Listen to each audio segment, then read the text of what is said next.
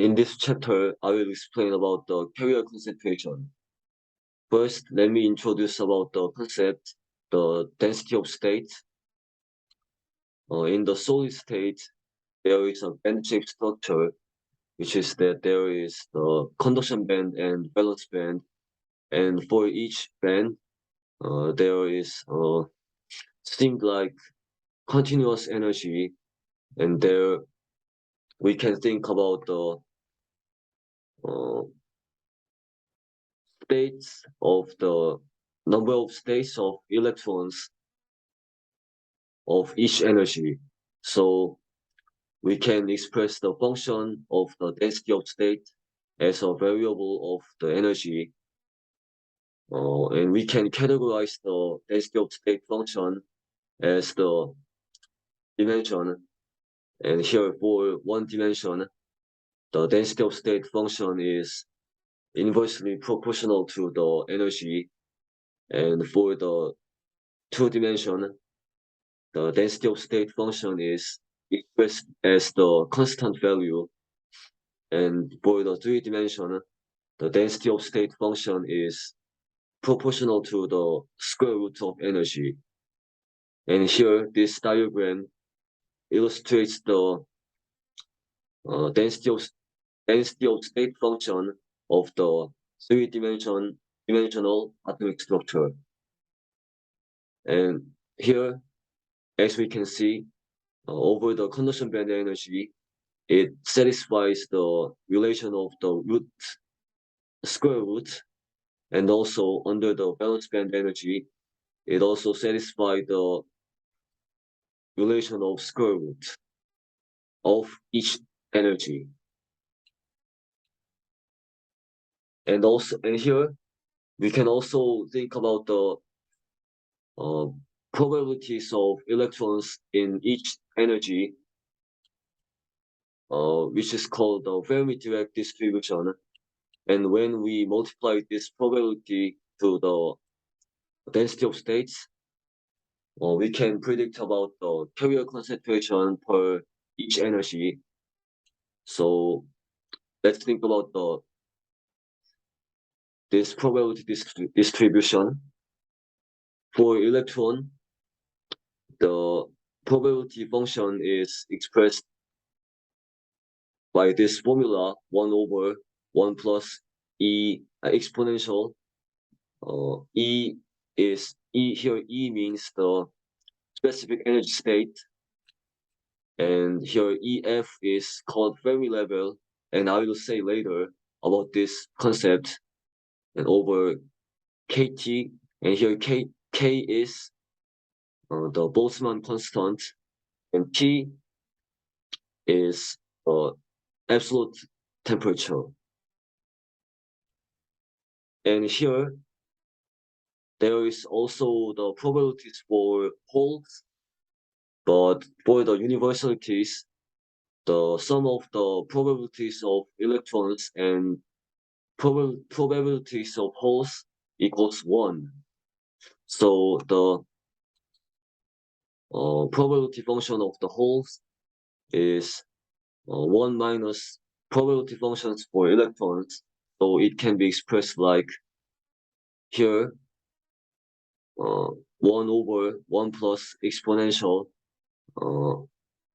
Fermi level energy minus energy over KT. And when the temperature goes to the 0 Kelvin, uh,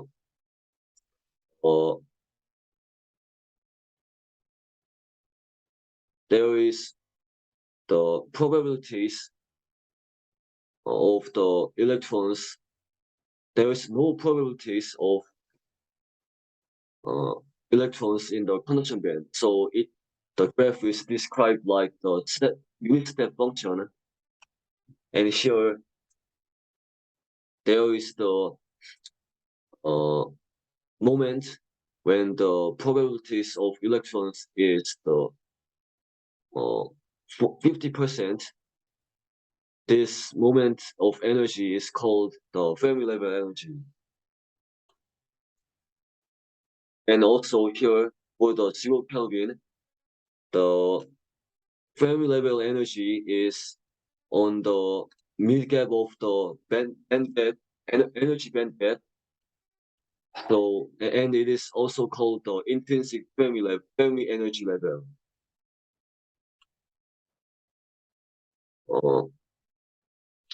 And when we revisit this probability function, as the energy is much larger than the Fermi level energy, we can neglect this one. So the probability function of the electrons is expressed like this. And when the energy is much smaller than the Fermi level energy, the probability of holes is expressed like this, which is where the number one is neglected.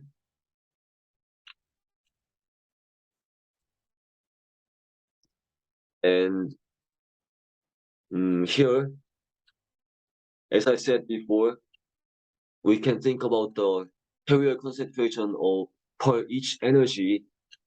So when we take integrals for the energy variable of the carrier concentration of carrier concentration per energy, we can find the total carrier concentration.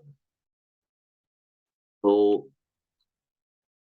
when we multiply the density of state function of electrons and the probabilities, a very direct distribution of electrons, and we take integrals of the as the energy, we can find the area which is look like a tail, and also when we multiply the density of state of the whole and multiplied by the probability function of the whole, and we take integrals by energy, we can find the area which is also look like a tail, and this pair is called a Boltzmann tail. And this is the total carrier concentration of the electrons in the conduction band and in the valence band.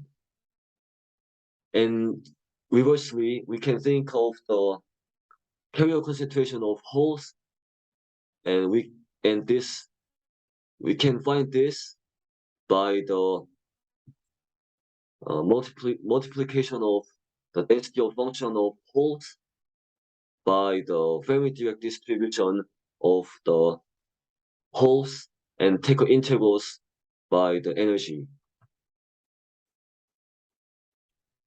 And also we can look the Boltzmann tail like this, which is the inversely related.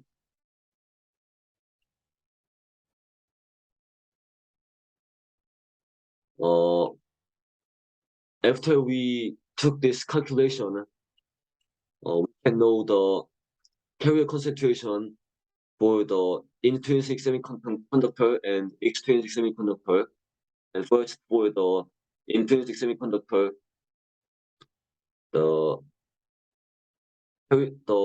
electron concentration is expressed by the NC multiplied by exponential minus conduction band energy level minus intrinsic Fermi level over KT, and here NC is the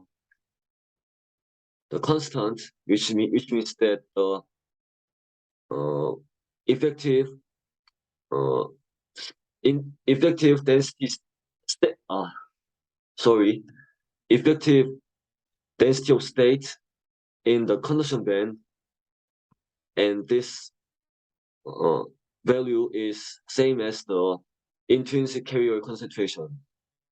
And also for the holes, this value is same as the intrinsic carrier concentration, and this is expressed by the NV multiplied by exponential minus intrinsic Fermi level minus valence band energy over KT, and also this NV means the effective density of state of holes in the valence band, and this is NC is the effective density of state of holes in the conduction band. And also we can think about the carrier concentrations of the extrinsic semiconductor. And here when we doped the another elements in the intrinsic semiconductor, we can predict that the Fermi level is exchanged. Fermi level is changed. So we can substitute this intrinsic Fermi level to the another Fermi level EF. So we can also express like the similar formula of but as the intrinsic semiconductor. The difference is just the Fermi level energy. Thus, we can know that the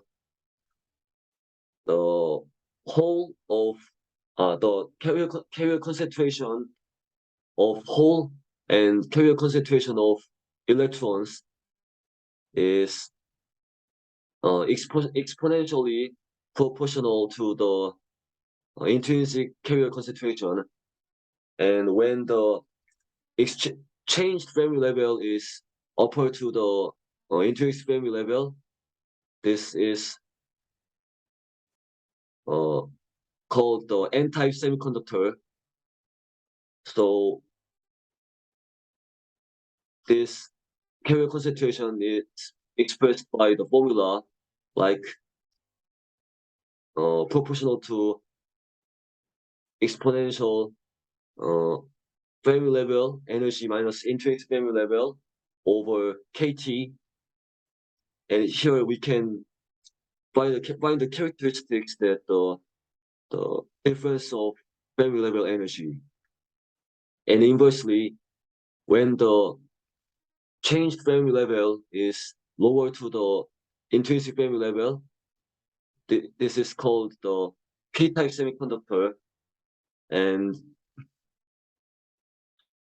it is also exponentially proportional to the intrinsic carrier concentration.